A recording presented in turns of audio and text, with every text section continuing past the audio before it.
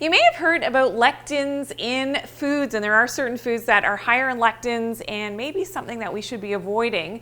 Well, lectins are a protein that binds onto certain carbohydrates, and heat is a good thing that actually helps to destroy these lectins, but lectins can be very compromising to people's health, especially if you have an autoimmune disorder. So very commonly if you've got Hashimoto's, thyroiditis, a low thyroid function, which is autoimmune, maybe you have lupus, maybe you have Graves' disease, another hyperthyroid condition, this is something that you definitely want to be a little bit more vigilant in terms of being able to decrease your lectin exposure in your diet. And it's going to go a long way to help not only your gut health, but can also help with your autoimmunity.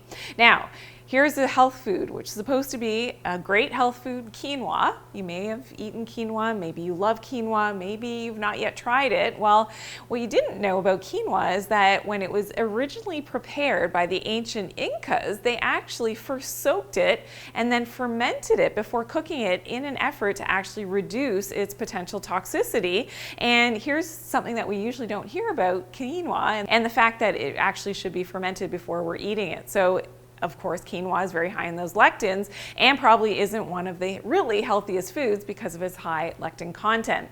Now, another food group, the nuts. So especially cashews and raw peanuts. So in their raw, natural, whole state, they do have a lot of lectins and are high in lectins. So what you can do though is you can roast your peanuts or cashews, and typically peanut butter is made from roasted peanuts, so you usually don't have to worry so much about the high lectin content when these foods are heated.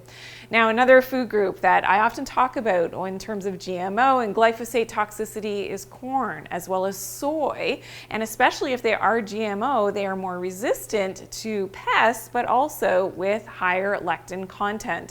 The nightshade family is often problematic for people who have chronic inflammation. So if you have any type of arthritis, the nightshades includes peppers, eggplant, potatoes, tomatoes. If you react to these foods, especially the seeds and the peels of these foods, especially think of tomatoes, if they're not yet cooked and they still have the peel, that could be very high in that lectin content and can aggravate what's going on for you with your health.